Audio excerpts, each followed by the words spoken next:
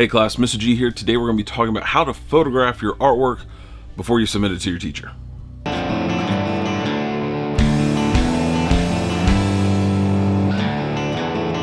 Alright class, so today's topic is all about photographing your artwork, and the reason I'm doing this is because we have governor's honors quickly approaching, and I know that some of my students need some help as well as some of my teacher friends.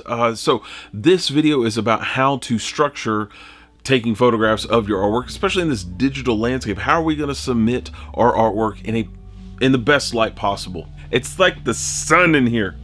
No real pun intended, but also a side note, make sure that for my GHP people, the Governor's Honors Program people, sketchbooks are a really good recommendation to just have in there in your portfolio. Why? So we can see the process of the work. We always want to understand your start to finish application, how you came up with the ideas that you did. So make sure that you toss some sketchbook images in there. Just gonna make our lives easier. So the three things I want to cover today is the cameras and the settings, lighting, and then shots and angles. So those are the three topics that we're going to be covering. So camera, first off, I've got a DSLR, and that's what I usually shoot most of my photography with in general. However, you don't need this. If you got a point and shoot, this thing works just fine too. I do recommend this. If you got a regular camera is always going to be better than plan B, which is your cell phone. The cell phone does work fine, and most of these cell phones nowadays are actually really good. Here's my caveat that I got to say with that. This is a DSLR, 24 megapixels in the camera. These phones typically have between 12 and 20 megapixels per camera.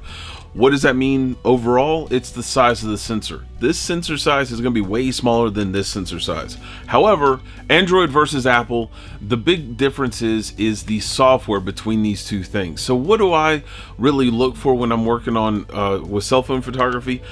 I prefer Apple. I really do. I do prefer this. All right, let's be honest about some things. The camera that's in here is inferior to the camera that's in here, 100%. This thing shoots 4K, and this is like 10 years old, and it still works fine. But the software that Apple makes to run their stuff just works better. Can't go into a lot of detail without getting really super techy, so we're not going to.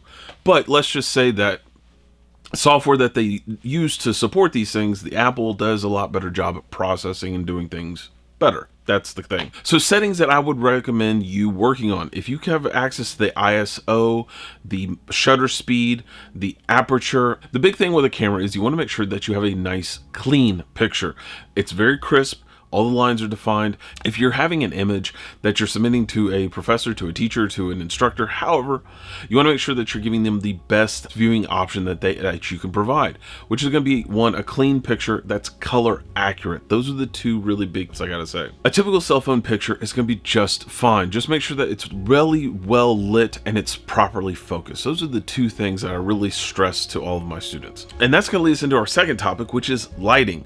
Lighting, or a couple flashlights or the flashlight on another camera, not the camera that you're shooting with, is going to give you a really nice lighting feature. And what we're going to be doing is how we're going to structure lighting. When you're dealing with lighting, you do not want a direct light shining directly on the object itself, on the subject.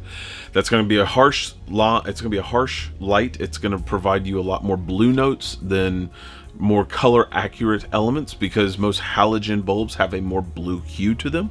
But you can change that if you have an old dingy spotlight. It's going to give a little bit of yellow. It just really depends on what colors that you're working with. These lights, the best way to structure lights are from a distance and diffused.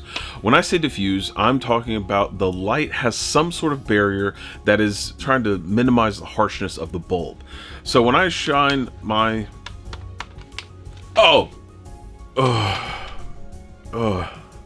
okay, harshness of bulbs. So the halogen light here has a series, the LEDs that are in this bulb, you can see the individual pixels. If you actually stare at the light, don't do that, it'll hurt your eyes. But you will see the individual bulbs that are being lit up, or the diodes. However, just somebody in the comments probably gonna say, hey, it's a diode. Okay. When you're doing that, you need to diffuse the light. And when you're diffusing it, I usually use just a white t-shirt. Make sure it's a clean white t-shirt and drape that over the light. And that's gonna diffuse it enough to where it gives that more of a softbox essence. Again, it's simple prop. It's not expensive stuff. The reason we don't want light directly on our object is because it's going to create a reflection in the picture, and that's not going to provide as good of an image either. You want to make sure that your images are clean, no reflections, no casting lights. Finally, we want to talk about shots and angles. Now, first off, shots. When you're taking photos of your artwork, you want to take a lot of photos of your artwork. Don't just take one, done, I can toss it. Take minimum 5. 5 is my minimum always, because you're going to have at least 1 or 2 blurry shots, and then the other 3 need to show variety of the image itself. When I'm having students submit work to me, I have a set list of shots that I need. I need X amount of sketchbook images, I need X amount of images during the construction phase while they were building their piece, and I need X amount of images for the final piece. The final piece for me is 1 overall large image, and then 2 zoomed in images so I can see fine details in the image. I like that because then I can get in and see the work and how they created the work, and that just gives me a lot more understanding on their work process, and that helps me grade them more effectively. And then that is going to lead into the next section, which is angles. On your work, you want to set your work up at a slight angle. You don't want it to be dead on looking at it directly, unless it's hanging up. And even when it's hanging up, you're going to tilt your camera slightly, and that's going to make sure that there's no cast shadow, there's no effects, and you're probably going to have to do that because of the lighting, how you're going to be shifting the lighting around. What I do recommend to my students is, if they're taking an image of their work, you need that stability. So when you're taking the angle, set some books, set some props up to where you can use them as a makeshift tripod to hold the camera still while you're taking the shot. So your angle is going to be off a little bit. You're going to have that slightly not dead on shot. It's going to be slightly off a little bit, and that's fine, because I can still see the overall image, and the quality of the image is what is important to me, not that everything's matched up dead on perfect. So recapping again, make sure that you have a camera that takes a good shot, meaning it's a high resolution shot, not something that's really low pixels. You want a good amount of pixels in there so we can get a good quality zoom in shot, lots of information. Make sure that you got some decent lighting. Your lights should be better than just an overhead light. Make sure that you've lit up your piece properly. And finally, your shots and your angles. Make sure you take dozens of shots, tons of them, different angles, different perspectives, so that anybody who's looking at your work can give it the best light possible, best evaluation possible, and that's only be provided by how much information you give us. So hope you guys got something awesome out of today's class. As always, don't forget to take care of your homework. Just like, subscribe, share on all the various platforms. Don't forget, we're trying to get our message out there to as many people as possible, educate the masses. If you had a question, comment, or concern at all during this class, make sure you raise your hand down in the comments below. Happy to answer those questions for all my classmates. And as always, I will see you guys next class. Until then, later, guys.